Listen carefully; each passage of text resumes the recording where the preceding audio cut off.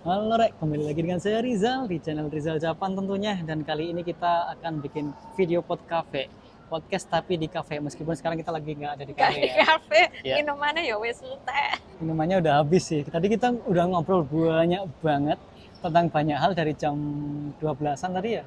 Iya, Sekarang kayak sekarang jam setengah 5, 4 jam setengahan kita ngobrol banyak banget kesana kemari dan akhirnya kita mau bikin podcast ini. Dan kenalin juga buat teman-teman yang mungkin belum kenal, silakan perkenalkan diri. namaku Yuki Jade. Oke. Terus aku have Jepang sama Indonesia, tapi Yep. kecilnya di Amerika. Oke, jadi kamu apa ya? Basa Jawa niki blasteran. Yo, ngono Blasteran lah. lah ya. Jadi dia tuh blasteran dari Jepang dan Indonesia. Yang Jepang adalah bapaknya ya. Benar. Bapak kamu Jepang, yang Indonesia adalah mama kamu. Dan kebetulan dia mamanya dari Sidoarjo. Maka dari itu dia bisa bahasa Jawa. Ya, Surabaya sih tak ajane. Surabaya ya? Ya kurang lebih tonggo lah ya, Ya. Sidoarjo karo Surabaya. Maka dari itu kita akan membahas nih, karena kan kamu ada darah Jepangnya. Karena aku pengen bahas tentang keadaan atau kondisi Jepang saat ini. Saat ini kan banyak sekali ya turis yang datang. Dan gara-gara itu banyak turis yang nggak follow the rules. Oke. Apa sih? Ikuti aturan, Ya. tertib aturan. Oke. Jadi banyak orang Jepang yang marah dan yang komen di sosmed itu kayak kita nggak butuh orang asing, kita bisa hidup kok orang Jepang aja gitu. Oke, itu dari segi turis ya. Tadi kan kamu bilangnya. Oke, kalau misalnya kan kita sedang ramai di sosmed kita nih, di berita-berita akun-akun Indonesia memberitakan tentang Jepang nih. Nah, ada banyak banget berita tentang demo di Jepang juga. Dulu nih aku kan berpikiran bahwa Jepang itu negara yang aman, negara yang tertib, negara yang hampir nggak ada demo. Dan akhir-akhir ini ternyata ada banyak demo yang apa ya, yang memprotes bahwa imigran dari luar Jepang datang ke Jepang tuh orang Jepang nggak mau gitu, memprotes itu, kebijakan itu. Karena aku lihat beritanya juga bahwa pemerintah Jepang lagi deal sama pemerintah India untuk memasukkan imigran sekitar 500.000 orang itu ya, tukaran itu ya. Nah, pendapat kamu gimana ini? Pendapat aku gimana kalau itu terjadi? Yes. Nanti aku malah kayak rasis. Oke, kita disclaimer dulu bahwa kita bukan ngomongin rasismenya dan juga bukan ngomongin apa ya. Ya bukan rasis sih, lebih ke sudut pandang kamu dulu deh, kayak gimana? Sudut pandangku, menurutku ya gimana ya, lebih baik, lebih dipikir dengan baik lah ya. Oke. Kalau semuanya dari satu negara gitu, takutnya nanti Jepang lebih ke Indiaan gitu loh, culture-nya juga. Iya. Setuju sih, benar.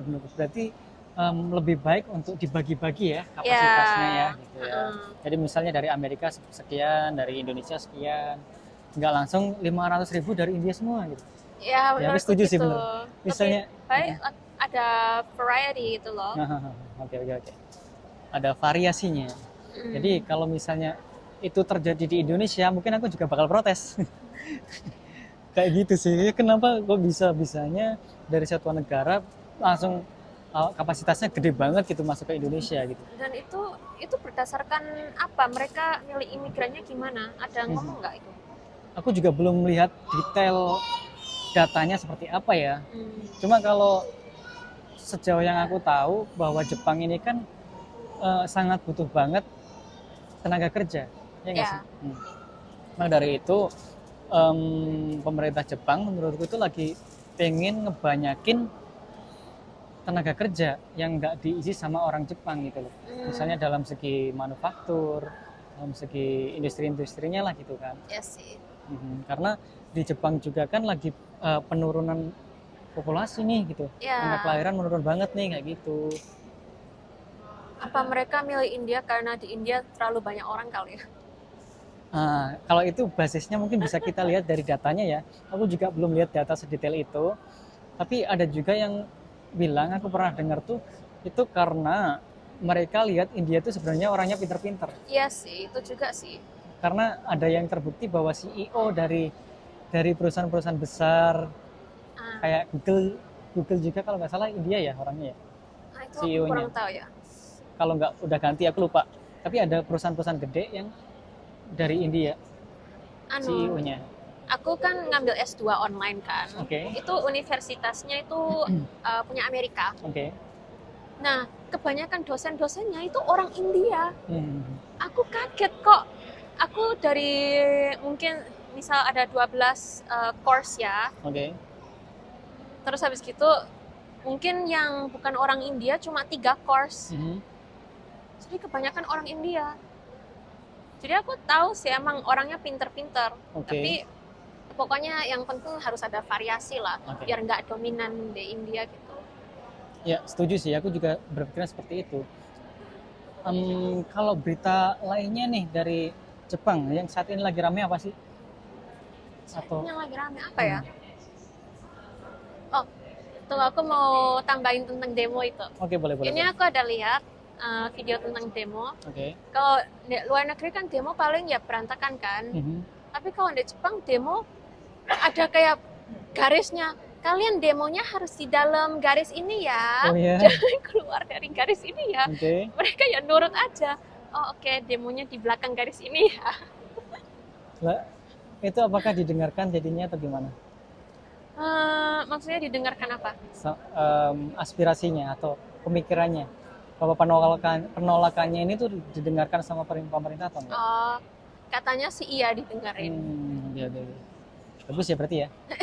Jadi kayak agak lucu gitu loh. Ada ya demo tapi di dalam garis, dalam batas. Biasanya kan kalau demo kan ya karuan. Bener. Tujuannya kan pengen didengarkan gitu loh. Karena kayak misalnya di Indonesia kan kalau kita sing biasa-biasa tuh nggak didengar kayak gitu. Apalagi semuanya pada padat. Ya, tapi lucu sih itu. Tapi unik juga gitu.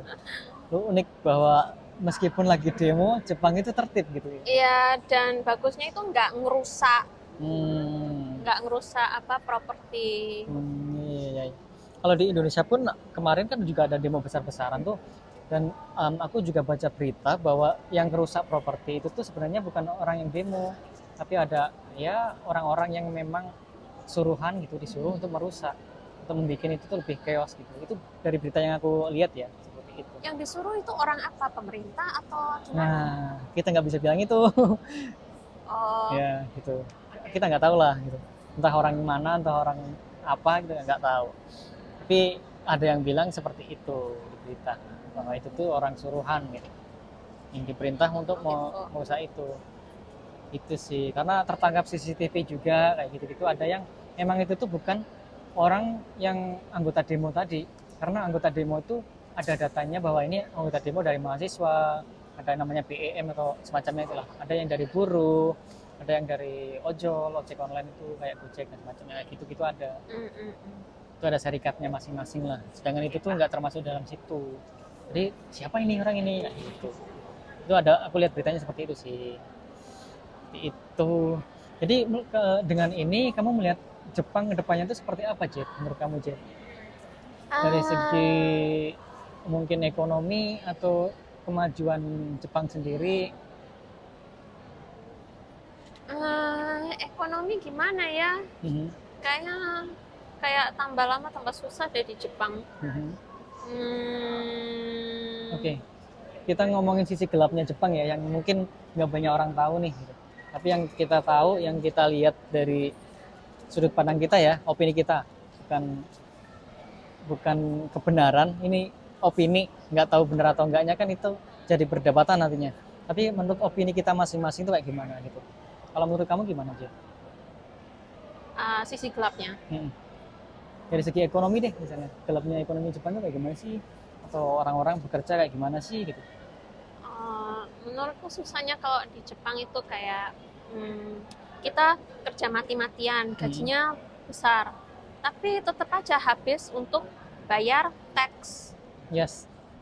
Jadi kayak akhirnya itu dapatnya juga dikit. Dan orang tua pun masih harus bayar uang untuk kaigo, tax kaigo gitu.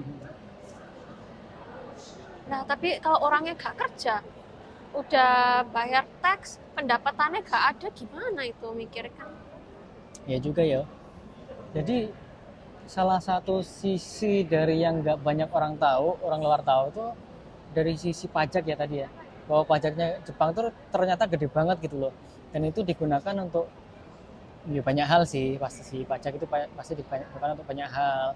Salah satunya ada pajak perawatan itu tadi ya, buat orang tua gitu ya. Apa sih? Kaigo itu kayak, apa ya bahasa Indonesia nih? Merawat ya.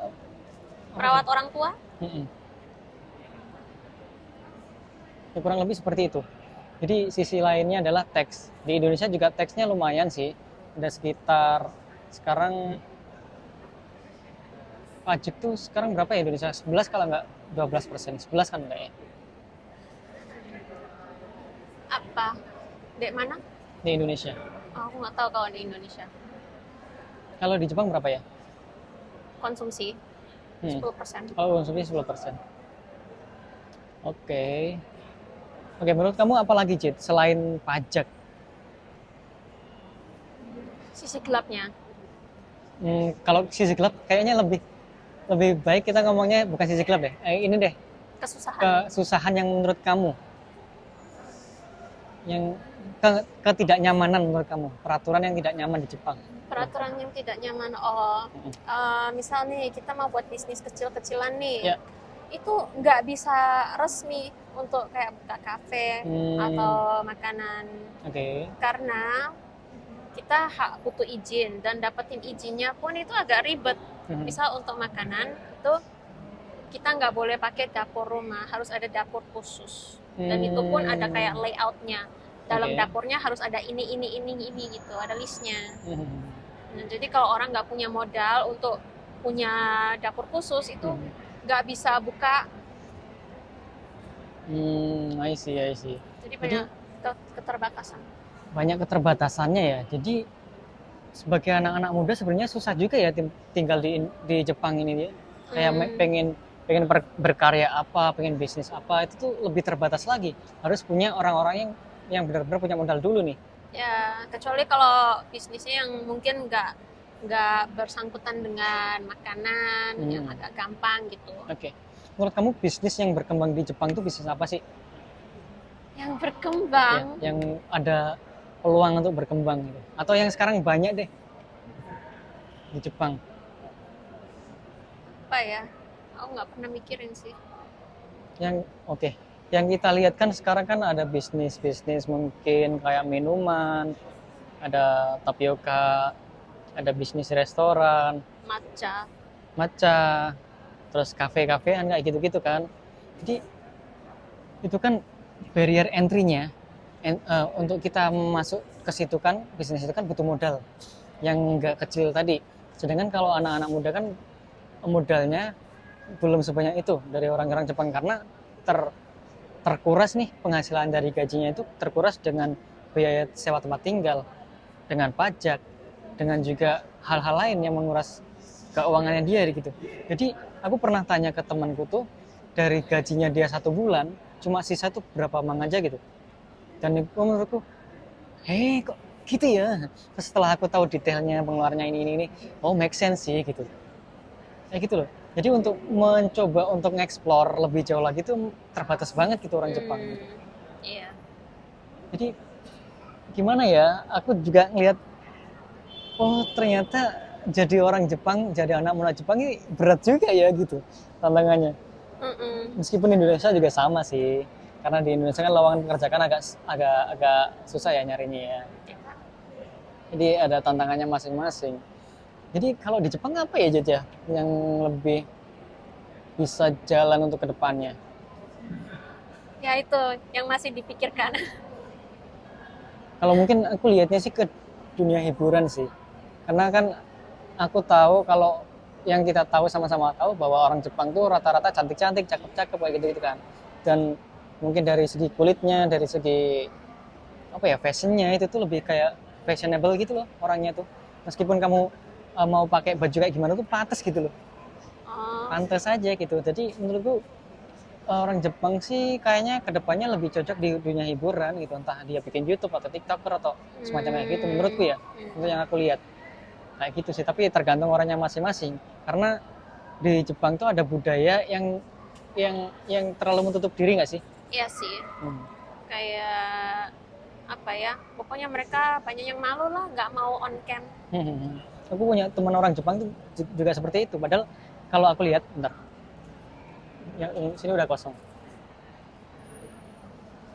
Padahal yang aku lihat, aku ada temen orang Jepang yang aku lihat tuh dia cantik banget sebenarnya. Ya kayak buat jadi model tuh pantas banget gitu lah.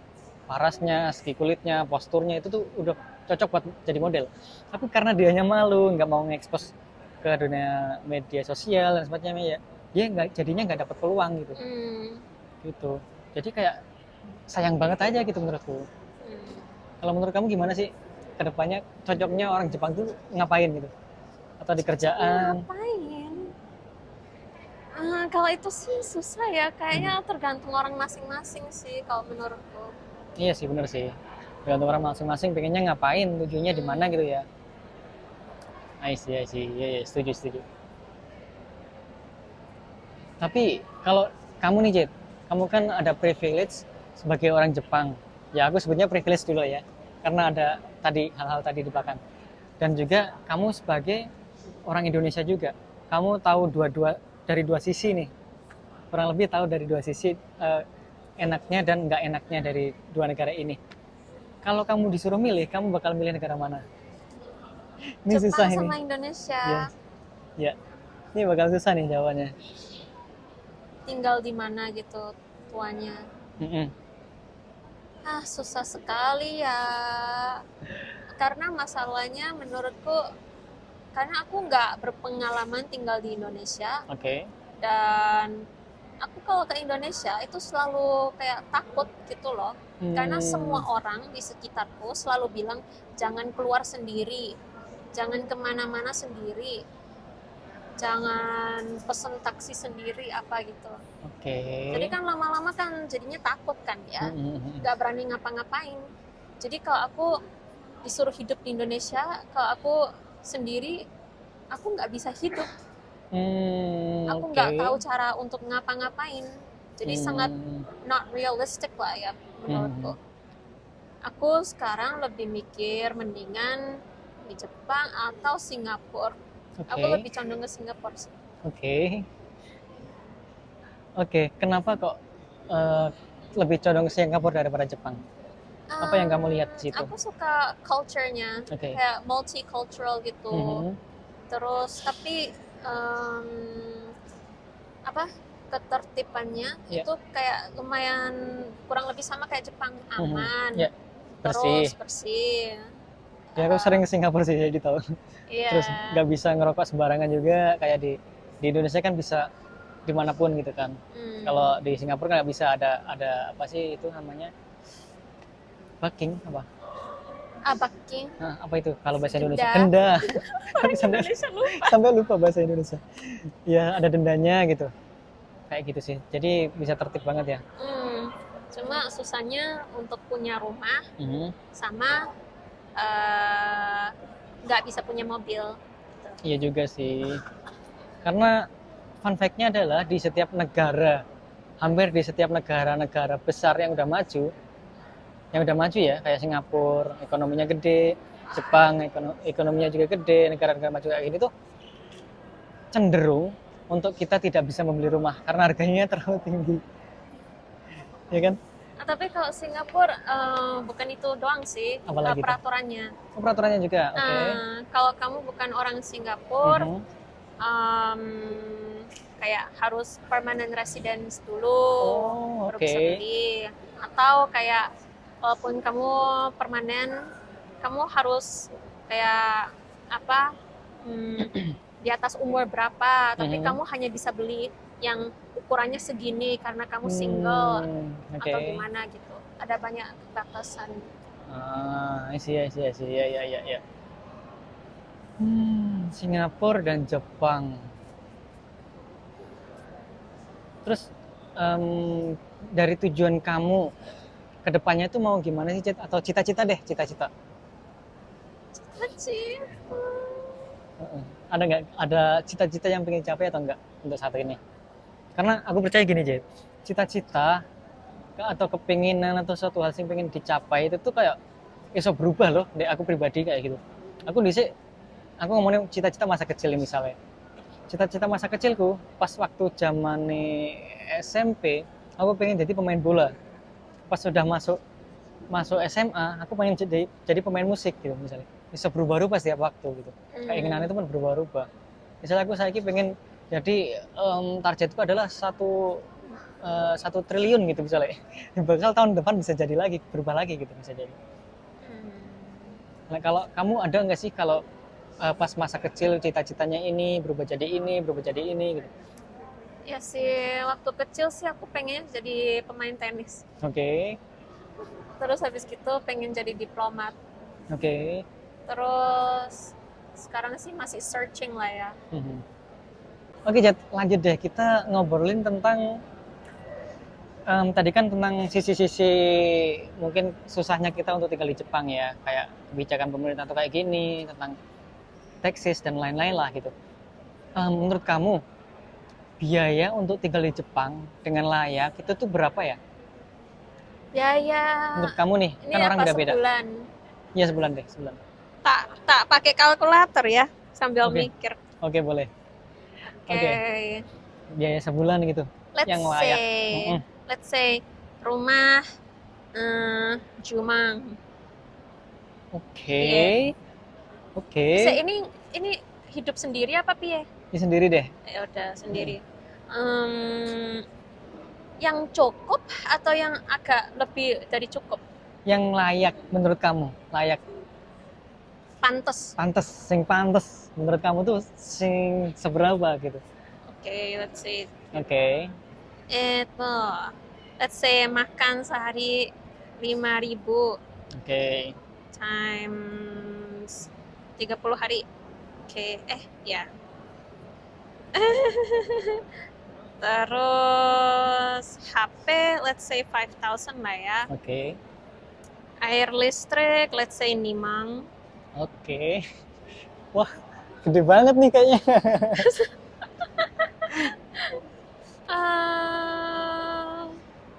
Ada apa lagi ya? Uang jalan-jalan. Uang jalan-jalan, let's uang say. Nongkrong gitu misalnya. Nongkrong paling Sabtu Minggu tak lah ya. Ya udah bilang 1 minggu 10.000 lah. Oke. Jadi anggap 40.000 untuk entertainment. Oke. Ini itu doang kali ya. Kalau kebutuhanmu pribadi apa aja sih? Kebutuhanku pribadi.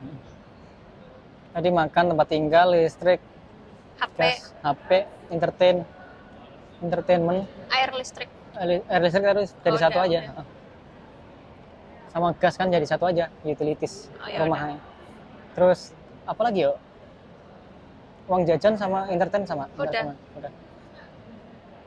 Itu toh. Oke, total berapa? Sanjuichi manggoseng. Berapa? 315.000. Itu guys. Jadi untuk hidup layak di Jepang menurut Yogi Jet itu sekitar 30 sekian juta. Ya seperti itu untuk tinggal layak. Jadi rumah itu sekitar 10 jutaan ya untuk sewanya di sini kan. Ya tergantung daerah sih sebenarnya. Tergantung daerah. Itu aku mikirnya kalau di Tokyo. Kalau di Tokyo. Iya sih bener, karena untuk sewa di Tokyo itu sekitar 7-8 jutaan tuh udah dapat yang sempit banget guys. Jadi udah mahal banget guys. Aku ada temen yang sewanya Jukyumangan. Jukyuman di Tokyo, oke. Seberapa gede? Itu kayak nggak tahu sih ya. Aku nggak tahu seberapa gede, tapi ya cukup lah. Cukup ya. Ya masih pantas lah ya. Oke, jadi yang sekitar harga 7 jutaan, 8 jutaan per bulan sewanya itu tuh menurutku memang kurang layak aja bagiku. Karena ya gimana ya, sempit banget gitu, kayak kayak kayak landing Indonesia sih kayak kos-kosan sing minim budget aja gitu. Kalau tinggal sendiri, ini ngomongin berapa meter persegi? Kalau yang itu tuh yang 78 jutaan tuh sekitar 2,5 kali tujuan kali ya. Total Berarti 2,5 kali 7, 2 kali 7 14-an, 15. 18 berarti, 18 meteran kurang lebih. 18 seberapa ya? Lumayan kecil. Iya lumayan kecil. Aku waktu di Yamaguchi, 50.000, ya 5 jutaan sebulan, itu 42 meter persegi sendirian. 42, gede ya, lumayan ya. Oh. Jadi kalau di desa lumayan bagus lah. Ya. Itu dari segi kita udah ngobrolin tentang biaya untuk bisa hidup layak di Jepang, di Tokyo terutama ya. Karena kita sekarang lagi di Tokyo, jadi kita ngomongin Tokyo dulu deh kayaknya. Nah kalau di pedesaan kan bisa lebih hemat dari segi makanan juga kan. Makanan sih harganya kurang lebih sama lah ya seluruh Jepang. Iya, oke. Gajinya sih nggak sama, gajinya lebih rendah. Oke, kita mau bahas untuk gaji untuk sekarang ini ya.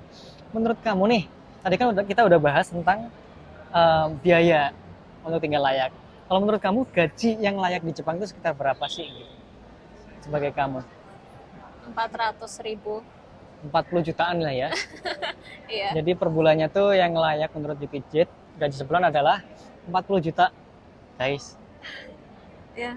Ya, karena kebutuhannya aja tadi udah 30 sekian ya. Iya. Jadi masih ada space untuk menabung sekitar 10-an. Ya itu masuk akal. 40 juta. Menurut kamu tuh, oke, kita ngomongin kekurangan dan kelebihan untuk kerja di perkotaan, sama kerja di pedesaan, di Tokyo dan Yamaguchi tadi misalnya. Menurut kamu kelebihan dan kekurangannya apa? Kita ngomongin tentang pedesaan dulu deh. Kalau waktu aku di desa, itu kalau kerja butuh mobil.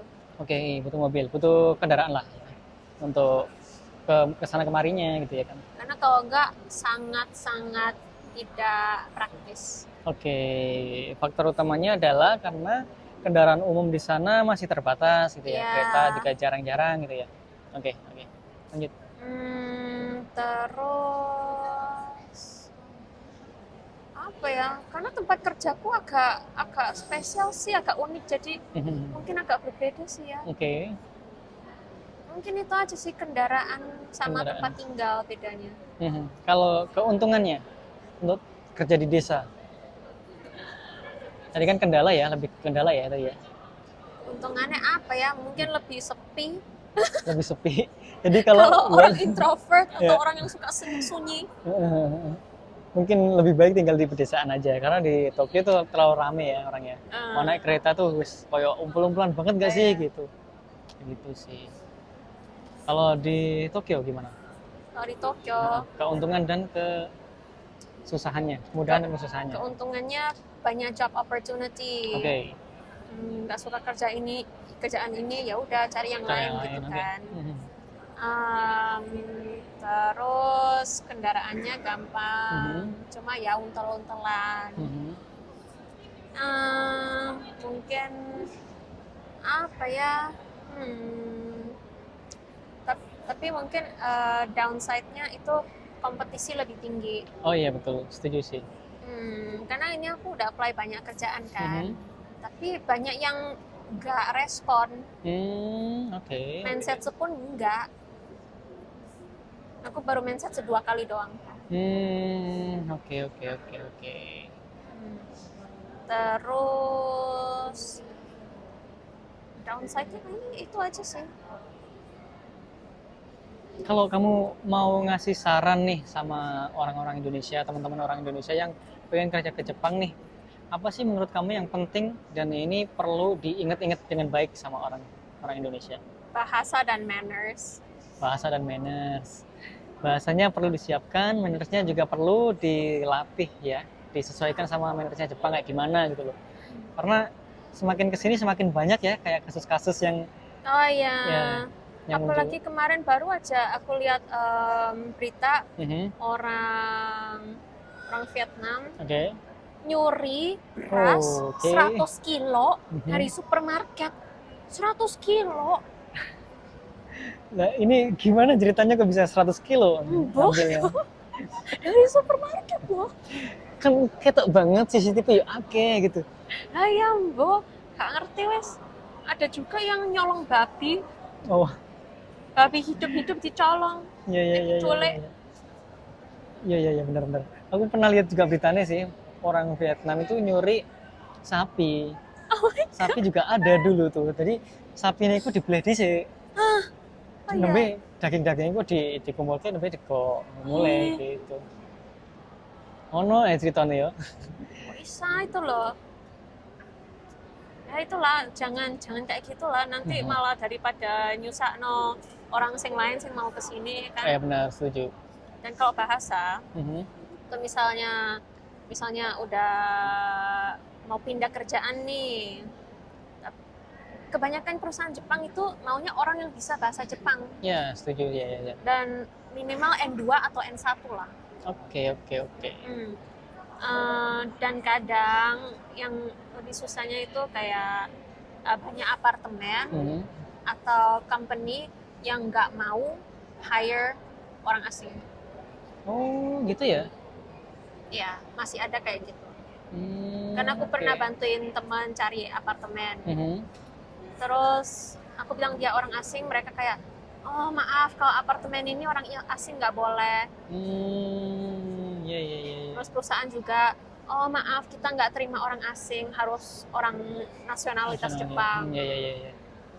Itu faktor-faktornya apa ya? Karena manners juga atau gimana? Mungkin karena manners atau mereka takut kayak nggak bisa komunikasi atau takut orangnya bermasalah, nanti mereka nggak mau tanggung jawab. Oke. Tapi dari sisi lain kan bukannya Jepang itu sebenarnya juga butuh banget tenaga kerja gitu nggak sih? Iya sih, betul. Jadi gimana misalnya kalau nggak ada orang-orang luar negeri yang mau kerja di Jepang deh? Menurutku ekonominya nggak jalan lah ya. Iya sih. Apalagi kayak kombini di Tokyo, kebanyakan itu orang Nepal, India. Menurut kamu itu kenapa kok banyak orang yang akhirnya mengisi kekosongan itu? Apakah orang-orang anak-anak muda Jepang tuh pada udah nggak mau kerja di sektor itu atau gimana menurut kamu, Jen? Kalau kayak di pabrik-pabrik yang susah-susah bahaya itu katanya emang orang Jepang yang muda-muda udah nggak mau kerja kayak gitu, nggak mau yang resiko. Oke. Terus habis gitu kalau kombini kurang tahu sih ya, mungkin emang kekurangan orang kali. Dan kan kalau orang Jepang udah selesai kuliah kan pasti cari kerjaan di company. Ya, setuju. Akhirnya kita akan membahas masalah ke dunia yang terbaru nih. New world lah ya. New world. Jadi kedepannya tuh dengan Jepang, kondisi Jepang yang butuh tenaga kerja banyak, sedangkan human resource-nya itu kurang ada. Menurut kamu bakal ada apa ya ngarane? Kemungkinan nggak sih bahwa nanti kedepannya itu bakal diganti sama robot gitu, sama robot AI atau apalah itu kedepannya di masa depan? Bisa aja ya, karena restoran kan sekarang mulai banyak yang pakai robot yang nganterin makanannya. Betul, setuju. Di tempatku juga ada seperti itu kan. Aku pas pesan makanan tuh yang nganterin udah robot. Pesennya pun pakai kayak tablet, semacam tablet kayak gitu nah. Tinggal pencet, nanti robotnya datang yang nganterin makanan. Jadi kemungkinan besar menurutmu bakal kesana arahnya ya? Iya. Serem sih. Seremnya gimana menurut kamu? Seremnya jadi bakal banyak pekerjaan yang diganti sama robot. Iya, nanti orang malah nggak ada pekerjaan. Katanya sih, aku pernah baca, walaupun AI developing dan kerjaan banyak yang hilang, tapi pasti banyak pekerjaan yang muncul. Pekerjaan baru yang muncul. Tapi aku mikir, tapi kalau orangnya nggak ada ilmu apa-apa gimana? Nah, kan kayak juga susah kan? Ya, setuju sih. Walaupun banyak job positionsnya, tapi apakah cukup orang yang bisa memenuhi position itu? Oke, jadi menurut kamu gimana cara mengatasi itu, Jet? Untuk gini deh, bukan mengatasi deh. Kalau mengatasi kan jadi ke global banget ya, gitu kan kita harus mengatasi semuanya. menurut kamu sebagai pribadi kamu nih, apa sih yang bakal kamu persiapkan diri untuk menghadapi itu gitu? Kalau masalahnya tadi adalah di skill issue, berarti kan kita harus mempersiapkan skillnya nih, skill apa yang bakal digunakan ke depannya gitu kan. Jadi menurut kamu nih, kalau kamu pribadi apa yang bakal kamu siapkan gitu? Apa ya? Menurutku pengalaman sih di kerjaan yang ilmunya bisa dipakai gitu. Oke. Iya Dan sih. dan pekerjaan yang pasti membutuhkan orang. Ya. Kayak tour guide. Tour guide kan pasti orang kan, nggak mungkin robot kan. Ya. Iya juga mungkin ya. Dan menurutku guru juga nggak bisa deh diganti sama robot. Guru ya, benar. Kayak kalau sama robot, diajarin robot kayak agak aneh kan, kayak nggak ada sentimennya. Ya. Mungkin kalau guru bisa jadi perdebatan mungkin ya, bisa iya bisa enggak, karena soalnya online studying. Yes, itu tadi. Itu. Karena bisa aja nih kedepannya AI kedepannya itu bukan secara robotik tapi secara video gitu. Jadi cara mengajarnya tuh bisa pakai muka kamu, muka siapa yang kita suka masing-masing. Misalnya aku suka sama artis siapa gitu. Yeah. Nah, artis ini diminta izin copyrightnya, fotonya dijadiin guru ini, dimasukin ke video ini, terus jadilah dia ngajar. Aku suka dong nontonnya kayak gitu. Jadi bukan ke arah yang robotik AI-nya, tapi ke AI dalam bentuk digitalnya gitu. Menurutku itu masih jadi kemungkinan gitu ke depannya. Iya, itu salah satu option sih. Ya. Tapi Jadi kalau 100% sih menurutku enggak. Kayak ya misal iya guru bahasa, kan orang kan suka belajar bahasa untuk bonding. Iya. Kan? Ya. Oke, nice. Itu kalau ngomongin AI sih nggak ada ujungnya ya menurutku, tapi arahnya ke sana sih bakalan sih. Semuanya bakal terdampak nih kayaknya sama AI. Entah itu dari perusahaan, entah itu dari masyarakatnya masing-masing gitu. Oke, kita ngomongin AI ini kayaknya bakal nggak ada ujungnya ya, bakal banyak banget masa depan sing iso bahkan nggak bisa kita bayangkan bakal seperti apa. Mereka cepet banget teknologi nggak sih? Ya nggak sih? Iya. Dan itu langsung bus ini ya tiba-tiba. Kayak kita ngomongin 10 tahun lalu kan, teknologi ini ngomongin industri HP aja deh. 10 tahun lalu kan sekitar 2015-an ya kan. HP paling jengih HP yang kayak gimana sih gitu. Sedangkan sekarang itu HP yang kayak gimana sih? Dalam 10 tahun terakhir wis kayak gila banget gitu loh teknologi. Dan ini menurutku ngomongin AI juga pun bukan masa depan udah gitu, benar-benar terjadi masa sekarang gitu. Iya sih. Bahwa Illustrator wis ngerti dewe lah ya, ChatGPT iso gawe gambar. Tolong buat ini. Dan kayak apa ya? Bahkan kita iso gawe script, iso gawe data ini, minta tolong risetkan, minta tolong ini itu tuh iso gitu di AI. Jadi udah banyak banget pekerjaan sing mulai kegeser nih. Aku nulis skripsi aja minta tolong AI kak. Nah, kan jadi akhirnya itu yang membuat kita akhirnya bertanya-tanya, ya nggak sih, kayak apa nih kita akhirnya jadinya menjadi apa gitu, kita mau jadi apa gitu. Kayak misalnya kita mau jadi content creator. Oke, kalau misalnya content creator kedepannya adalah AI semua, tapi ya kita mau jadi apanya gitu. Oke, misalnya editor ya. Lah misalnya kedepannya adalah anak aplikasi editing sing iso apa jenis menggunakan AI sing langsung iso simpel sekali klik jadi gitu. Terus kita mau ngapain? Enggak sih. Semuanya terganti. Nah itu. Tapi menurutmu bakal keganti atau enggak sih, Cid? Tergantung kerjaannya sih lah ya. Kalau kerjaannya yang kayak waiter gitu pakai robot masih nggak apa-apa. Tapi kadang kan ada kerjaan yang emang butuh feel-nya gitu. Iya. Ya sih, mungkin ya sih. Tapi ngomong-ngomong feel ya, Cid. Aku kayaknya pernah lihat berita di Jepang tuh bahwa pekerjaan kayak iku perawat. Iku ki wis enek sing robot perawat. Oh iya ta? Iya. Oh. aku pernah lihat beritanya itu di Instagram kayak gimana. Kalian bisa cari sendiri deh, kamu juga bisa cari nanti. Itu wis ono loh. Jadi ki sing dibutuhne ki file atau memang ya mau nggak mau malah digantikan aja. Aku kadang pernah cerita karo ChatGPT kan secara apa?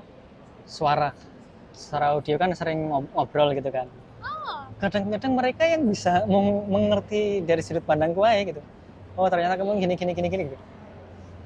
Gimana ke depannya bahwa mereka sing bisa lebih paham feel kita, sing iso saling terhubung antara feel gitu. iya sih, aku emang sering curhat sama ChatGPT dan aku ngerasa kayak, aduh ChatGPT kamu ngerti banget sih tentang aku, kamu paham sekali. Iya kan? Kayak teman gitu, tapi katanya bahaya untuk curhat sama Iya, ChatGPT. bener sih.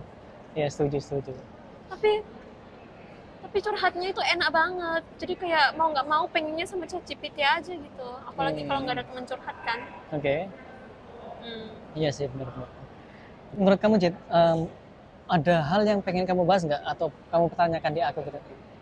Menurutmu job market saat ini gimana? Cari kerjaan itu sulit apa gampang? Job market ya, menurutku menurutku tergantung lokasi ini sih. Bisa jadi negaranya atau bisa jadi perkotaan nih. Kalau misalnya kita ngomongnya di Jepang, ada banyak lowongan sektor-sektor tertentu ya, kayak misalnya pekerjaan sebagai perawat. Jepang sangat membutuhkan banyak orang sebenarnya, kayak gitu. Terus ada juga industri dan semacam itu. Jepang itu lagi banyak lowongan sebenarnya gitu menurutku. Tapi kalau kita ngomongnya tentang job market, kalau kita lihatnya di Indonesia, itu job marketnya sepi menurutku.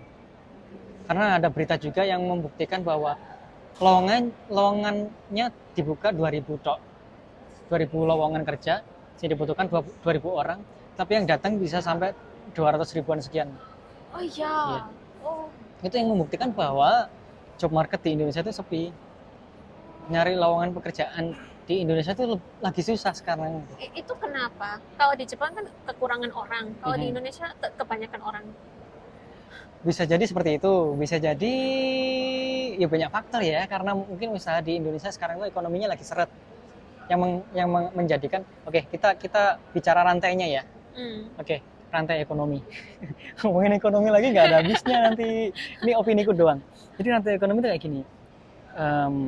Ekonominya lagi seret. Perusahaan otomatis profitnya lagi seret juga. Perusahaan profitnya lagi seret, keuntungannya lagi seret. Ada yang mengharuskan kondisinya untuk melay off karyawannya, ya kan? Pekerjanya dipecat ya, dipecati gitu. Jadi otomatis yang nggak dapat kerjaan ini duitnya nyelat ngepres gitu loh tabungannya, ya kan. Akhirnya dia mau belanja pun lumayan seret lagi, wasik lah aku rung di kerjaan untuk nge-backup dana-dana setelahnya gitu loh. Jadi lebih hemat mana. Jadi duitnya nggak muter ning perusahaan mana, nggak untuk beli ke penjual atau pedagang gitu. Dan pedagang itu nggak iso, akhirnya profitnya juga menurun, nggak iso beli yang distributornya mana nggak iso juga nih perusahaan mana. Nah, perusahaan ini mana nggak, akhirnya muter gitu rantainya. Menurutku Indonesia sekarang lagi mengalami hal itu kayak gitu. Jadi di rantai sing nggak ono dampaknya ini muter terus gitu loh. Ketika perusahaan gini terus balik mana yang pekerjaan ini muter terus nggak nente gitu.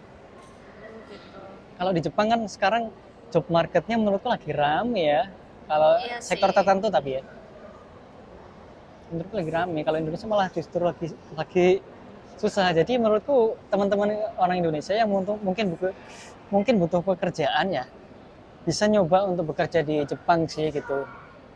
Dan menurutku sebenarnya di Jepang itu banyak sekali arubaito yang macam-macam. Oke, aruba itu adalah jelaskan.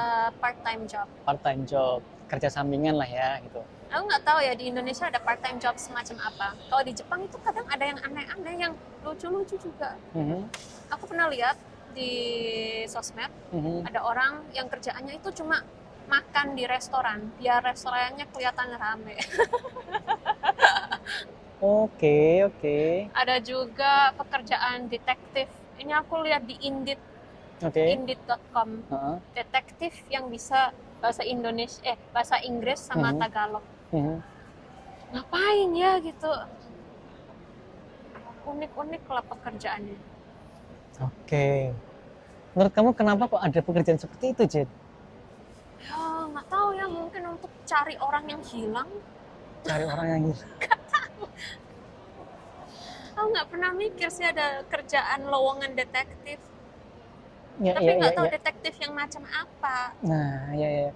Kalau biasanya kan, kalau kita ngomongin supply and demand ya kan, setiap ada lowongan pekerjaan kan berarti ada demand-nya gitu. Ketika ada supply pekerjaannya, lowongannya, berarti kan ada demand-nya seharusnya gitu. Kalau yang di Jepang ini kan tadi aku lihatnya kayak apa ya demand-nya ya gitu. Aku masih cari tadi itu. Nggak tahu. Iya juga ya. Berarti memang unik sih gitu Iya. lowongannya. Iya juga ya. Itu dari segi lowongan pekerjaan, job marketnya ya. Kalau menurut kamu, Jit, kalau menurut kamu tuh kayak gimana nih Jepang ini job marketnya?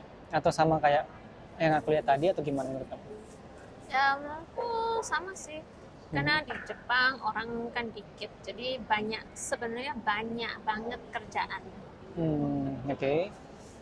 Tapi at the same time mungkin kompetitif, tergantung kerjaannya. Oke. Setuju. Yang kompetitif kayak perusahaan-perusahaan besar lah ya pasti. Ya. Tapi yang aku lihat sekarang nih, Jit, kan beberapa sektor perusahaan atau industri di Jepang kan pada banyak yang bangkrut nih.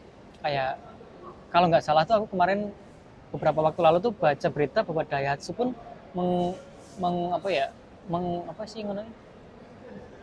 mengomongkan apa bahasannya ya? Apa lah ngarani? Antisipasi? Bukan.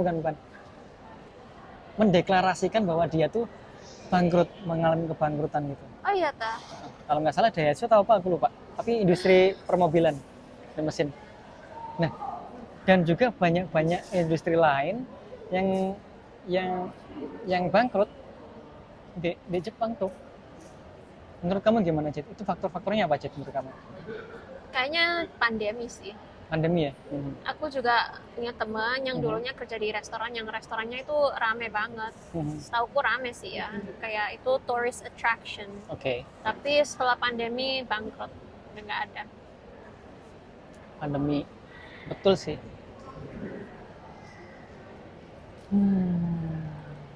Tapi menurutmu kenapa pandemi bisa se-impactful itu gitu ke ekonomi? Karena waktu pandemi nggak ada, misal nih toko, mereka nggak ada profit sama sekali, tapi harus bayar rent sih? Sewa. Uang sewa kan jalan terus kan ya, mau nggak mau walaupun nggak ada profit. Karyawan juga. Itu juga, ya itu sih. Dan itu kan pandeminya kan lama. Bertahun-tahun ya. Menurut kamu apa sih sebenarnya peluang di balik pandemi? Itu kan kayak restoran atau bisnis sektor yang seperti itu kan bakal tutup tuh pasti tuh karena lockdown, karena nggak boleh masuk atau nggak boleh keluar rumah gitu kan, nggak boleh masuk restoran dan semacamnya. Itu peraturan kebijakan pemerintah yang mengharuskan kita untuk tidak keluar rumah seperti itu. Itu kan berarti bisnis sektor yang mengharuskan kita untuk interaksi satu sama lain tuh bakal terputus gitu ya kan.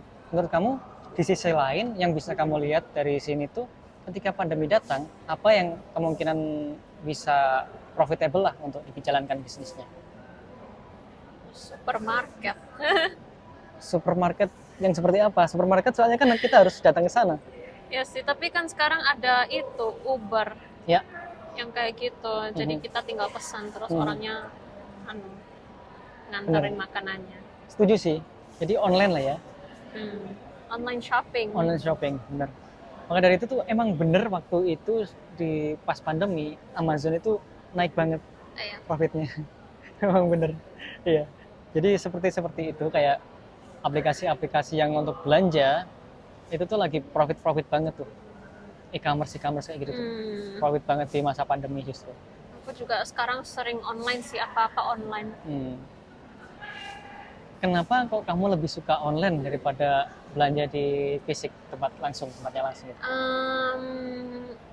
Kalau online itu optionsnya lebih banyak. Oke. Kita nggak harus capek-capek ke sana kemari. Dan kayak baju kan, lihat satu toko ini nggak ada, harus jalan lagi ke toko lain. Betul, Dan betul. habis di ongkos kereta juga. Kalau online ya pokoknya tinggal pilih-pilih gini aja, makanya gampang. Jadi waktu ya, lebih hemat waktu dan juga hemat ongkosnya. Benar sih, aku setuju. Tapi gimana kalau ada perdebatan bahwa orang bilang, ya kalau di online kan kita nggak benar-benar tahu barangnya seperti apa kayak gitu misalnya. Ya itu emang sih harus hati-hati. Harus hati-hati. Ya sih, benar sih. Kadang kirain barangnya segini, datangnya segini. Itu sering terjadi ya? Iya, benar. Aku kan beli kayak cetakan es batu. Fotonya itu aku kira segini, datangnya segini. Cuili tapi ya masih bisa dipakai sih untungnya. Ya. Oke, itu ngomongin tentang dunia ekonomi Jepang lah ya. Pas pandemi seperti apa, dan aku menyadari aku menyadari beberapa hal sih, bahwa selama pandemi ini tuh merubah tatanan ekonomi Jepang juga gitu, bahkan hampir seluruh dunia gitu, bahwa akhirnya orang-orang pada sadar ke online shopping gitu, daripada kita ini mending online shopping wae gitu. Akhirnya sampai saat itu masih ketergantungan untuk online shopping wae gitu, daripada kita harus menuju ke tempat lokasinya. Itu menurutku merubah tatanan apa ya, dalam segi belanja itu kita wis ke worono arahnya gitu. Sama work from home juga. Nah itu juga. Akhirnya kayak wong sih pakai remote, kerja remote lah ya, kerja di lokasi lain. Dan sekarang tambah banyak banyak yang work from home sih, atau hybrid. Ya, seperti itu. Jadi menurut kamu nih ke depannya dari segi finansial juga nih bakal ke arah mana sih arahnya? Kalau dari aku sendiri kan arahnya pasti mau nggak mau ke kripto menurutku, karena yang dikonsumsi sama AI bakalnya kripto juga kayak gitu. Menurut kamu bakal kayak gimana sih ekonomi dunia ke depannya gitu? Nggak tahu ya, susah diprediksi. Iya sih, memang susah sih. Gimana kalau bank sentral rata-rata pada buat CBDC? Tahu CBDC nggak? Central Bank Digital Currency. Jadi nanti yennya tuh pakai digital kayak gitu-gitu. Yang berpusat pada bank sentral, kayak kripto tapi CBY gitu. Kripto tapi Amerika ada juga perusahaan yang bikin USDT, punyanya Tether dan semacam itu ada. Jadi satu USDT sama dengan $1 US gitu. Kayak gitu juga ada. Gimana menurut kamu kalau misalnya nanti Bank Jepang pun bikin, Bank Indonesia pun bikin kayak gitu? Menurutmu itu bakal menjadi masa depannya finansial ke depannya nggak sih? Dunia keuangan nggak sih? Gitu? Bisa juga sih, kayak uang kertas hilang gitu ya. Iya. Bahkan sekarang kan uang kertas memang benar-benar jarang digunakan sekarang. Kalau di Jepang masih dipakai sih. Iya kayak ngisi pasmo, kan nggak bisa pakai kredit card. Kalau Suika bisa sih. Pakai HP ya? Pakai HP. Iya sih. Tapi kalau untuk turis kan nggak bisa. Iya sih. Tapi kalau di Cina udah kebanyakan emang semua pakai HP ya. Iya. Kemarin aku pas ke Cina juga kayak gitu, pakai Alipay. WeChat. Alipay. Bacanya apa sih? Alipay atau Alipay? Alipay. Ya, Alipay. Aku pakai itu. Jadi kalau mau beli itu tinggal scan barcode aja di sana. Dan Alipay-nya itu terhubung sama kartu ya kan ya? Kartu bank kita ya. Kamu pakai bank apa? Jepang. Bank Jepang. Oh. Bank Indonesia. Yang waktu ke sana. Oh, bisa ya? Bisa. Visa, yang penting ada visanya toh. Aku nggak tahu, soalnya aku pakai WeChat kan. WeChat-nya terhubung sama bank Cina. Oh, iya. Kalau di Alipay itu bisa pakai bank luar negeri asalkan ada visa atau Mastercard-nya. Seperti itu. Oh gitu. Jadi kita nggak perlu tukar-tukar uang kayak gitu. Nggak perlu. tinggal aja scan, mau beli scan. Naik kereta scan barcode-nya aja gitu. Jadi lebih praktis dan juga menurutku gimana ya, lebih gampang terdeteksi aja.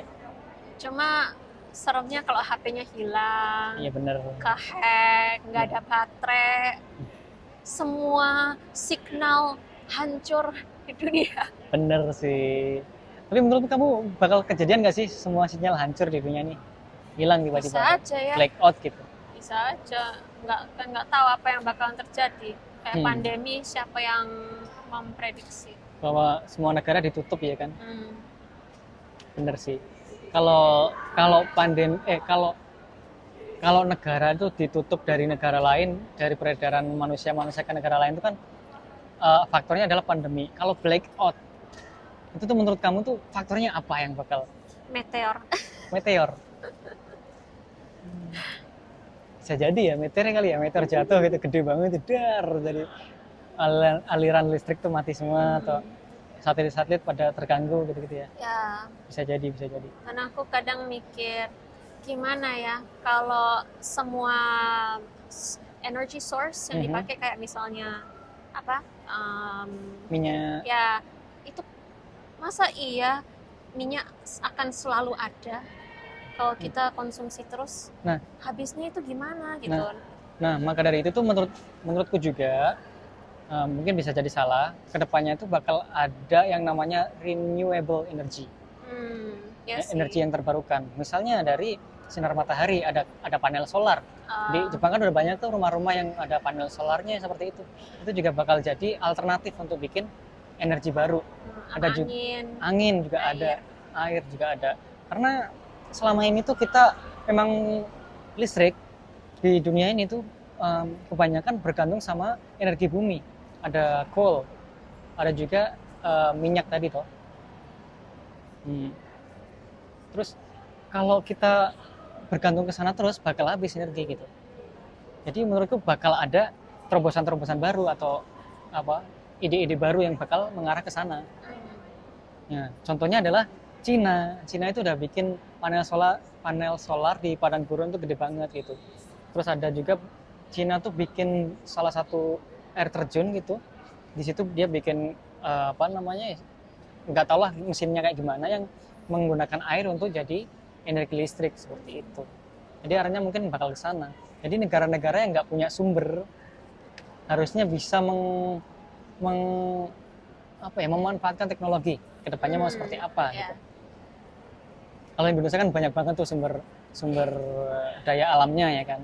Source-nya dari bumi kan banyak banget, ada minyak, ada nikel, ada batu bara dan semacamnya gitu. Jadi kadang ada pemikiran kenapa ya kok Indonesia nggak bisa maju gitu. Padahal sumber daya alamnya banyak banget gitu. Nggak tahu lah, entah kenapa. Itu dari segi sumber daya alam. Kalau menurut dan juga masa depan tentang energi. Menurut kamu energi yang terbarukan sih dari apa sumbernya, Dit? Kemungkinan yang bakal terjadi. Maksudnya? Kan tadi kan ada yang dari panel solar yang memanfaatkan sinar matahari gitu. CO2. Jadi karbon dioksida itu jadikan bahan bakar untuk membuat energi baru. Menarik. Karena kita membutuhkan O2. Oksigen. Bener. Jadi ngolahnya gimana caranya? Ya itu, karena aku bukan saintis jadi aku nggak tahu. Oke, sejauh yang kita tahu nih bahwa CO2 ini kan dikonsumsi oleh tumbuhan. Dan tumbuhan menghasilkan O2. Harusnya kita menanam tumbuhan yang banyak dong. Tapi kenapa yang terjadi sekarang ini di dunia ini, nggak tahu yang hampir di seluruh dunia, yang terjadi adalah penebangan hutan, motong, dijadiin perkotaan, dijadiin industri dan semacamnya. Kenapa kok arahnya malah ke sana? Kalau tujuan kita adalah kebutuhan tentang oksigen, kenapa nggak kita bikin hutan yang banyak aja gitu? Kenapa menurut kamu, Jud? Karena orang-orang maunya buat pabrik-pabrik, rumah-rumah, bangunan. Iya sih. Kayak kalau banyak hutan nanti kayak negara yang nggak ada development gitu. Oke. Itu jadi banyak faktornya lah ya sebenarnya ya. Oke. Tapi menarik juga sih. Menarik. Aku suka banget ketika kita ngobrolin tentang masa depan, tentang finansial yang sama sekali jarang banget aku publis. Nggak pernah malahan. nggak pernah aku Oh ya ngomongin kak? nggak pernah aku ngomongin tentang ekonomi, tentang finansial yang menurutku tentang masa depan yang bakal terjadi kayak kira-kira kayak gimana. Oh, Nggak pernah aku publis di apa di YouTube atau di Instagram. Aku kalau di Instagram biasanya aku close friend dan orang-orang tertentu tok sing nonton storyku. Misalnya aku prediksi tentang ke depan ini kayak gimana gitu. ya. Kayak demo ini bakal ngaruh kemana gitu tuh biasanya aku nih close friend tok kayak gitu. Jadi ini jarang-jarang ini aku bahas gini. Jadi menurut kamu gimana, Jet? Kamu ketertarikan pembahasan di kamu tuh bahas apa gitu? Sebenarnya aku sangat tertarik di bidang financial karena menurutku penting banget. Cuma karena aku ilmunya kurang ya, jadi aku senang kalau dengerin orang yang ngebahas tentang financial yang aku bisa dapat masukan gitu, dan bisa belajar mungkin untuk masa depanku aku bisa pakai kan. Ya, BTW guys, tadi kita di balik layar sebelum merekam ini tuh ngobrol tentang finance itu tuh udah banyak banget ya. Dari kesana sampai ke sini sampai ujung lagi gitu. Berjam-jam, 4 jaman kayaknya tadi ngobrol tentang finance. Jadi aku sekarang lagi mikir juga karena ada lowongan kerja untuk finance dan itu ada training sessionnya juga. Oke. Trainingnya 18 bulan. Lama banget ya 18 bulan ya. Oke. Terus nanti pangkatnya jadi junior manager. Oke. Jadi aku lagi considering untuk apply ke situ. Itu atau satu lagi. Tapi menurutku finance itu sebenarnya menarik banget. Cuma agak sulit dimengerti. Iya, bener sih. Aku juga suka banget tentang finance. Meskipun nggak di depan layar kayak gini sepertinya ngobrolnya. Tapi aku suka banget ngobrolin finance. Karena apa ya? Menarik aja menurutku gitu. Oke. Selain finance ada pembahasan apa lagi yang menurut kamu menarik sih? Apa ya? Kalau aku kan suka banget ngomongin kripto, ngomongin AI itu suka banget. Kalau di balik layar biasanya ngobrol itu tuh bisa panjang banget gitu lah. Nggak habis-habis. Yang aku suka apa ya?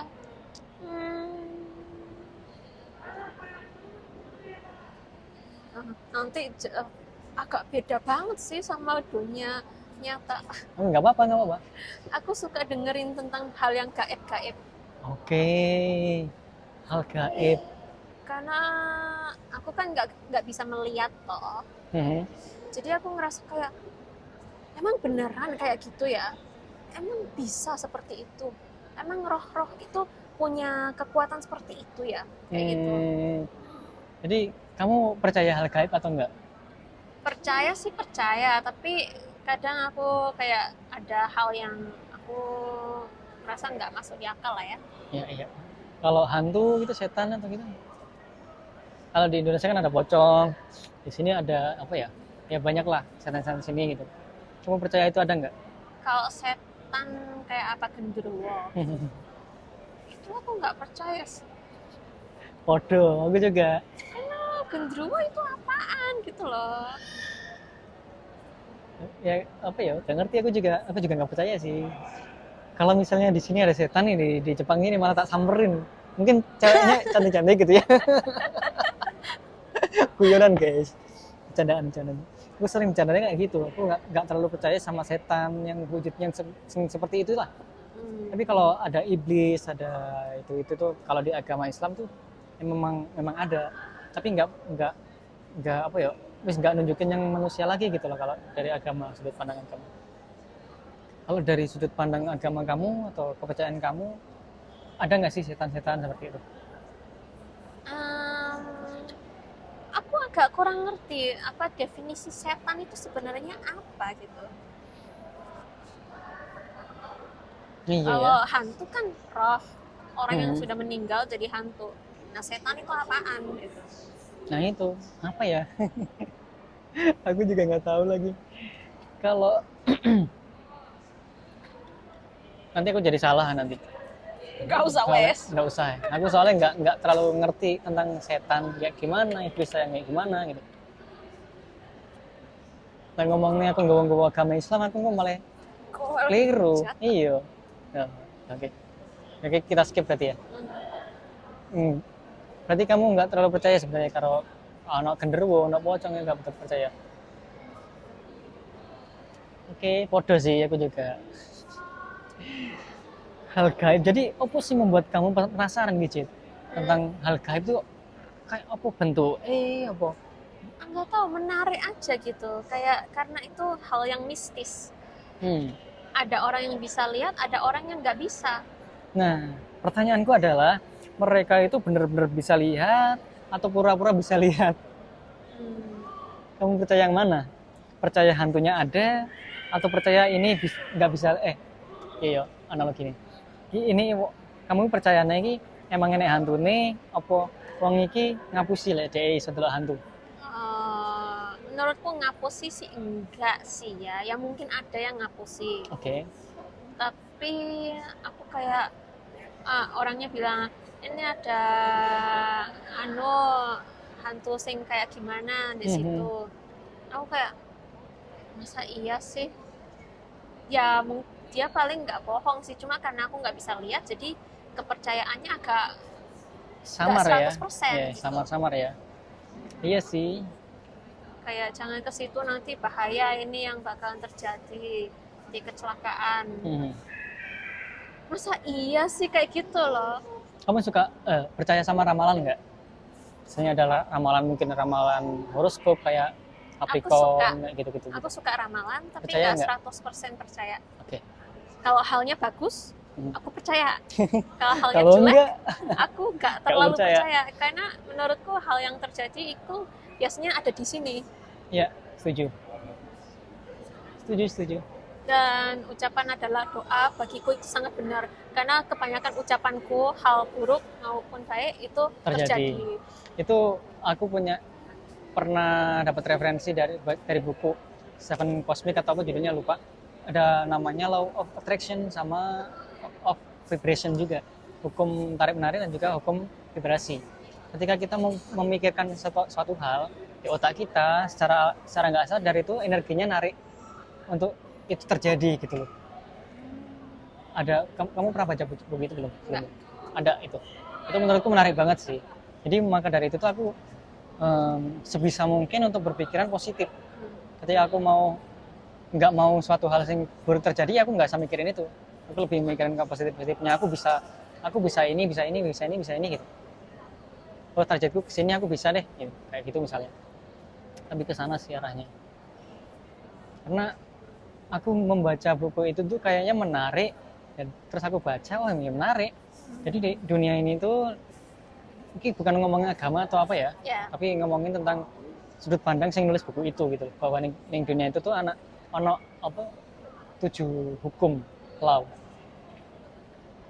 Salah satunya ya vibrasi karo attraction, cari menarik. Dan aku akhirnya yang merujuk pada yang menunjukkan bahwa ucapan adalah doa, yaitu menurutku. Jadi menurutku ya Tuhan tuh memang wis nyiptakne hukum-hukum tertentu gitu loh. Ketika Tuhan menciptakan lombok, yaitu hukumnya adalah lombok itu bakal pedes gitu. Kayak gitu-gitulah intinya. Ketika kamu mangan lombok, ya kamu bakal kepedesan gitu loh. Itu suatu hal yang langsung kayak otomatis gitu loh. Paham nggak sih maksudnya? Agak susah dicerna ya memang ya. Memang agak susah dicerna. Nanti kapan-kapan lah kita bahas lagi. Kayak gitu. Oke, jadi hal gaib itu menarik buat kamu, finansial juga menarik buat kamu. Mungkin pembahasan lainnya bakal kita sambung di lain kesempatan kali ya, ini udah 1 jam lebih. Oke guys, jadi terima kasih banyak untuk hari ini. Terima kasih juga untuk Yuki Jade. Kita sharing-sharing hari ini. Terima kasih waktunya, terima kasih insight-insightnya, pemikiran-pemikiran juga, ide-idenya juga. Terima kasih banyak. See you. Bye-bye. Atau mungkin mau disampaikan? Apa yang mau disampaikan? Atau subscribe juga YouTube-nya Yuki Jade. Follow Instagram-nya, TikTok-nya, dan lain-lain. Ya. Oke, bye-bye.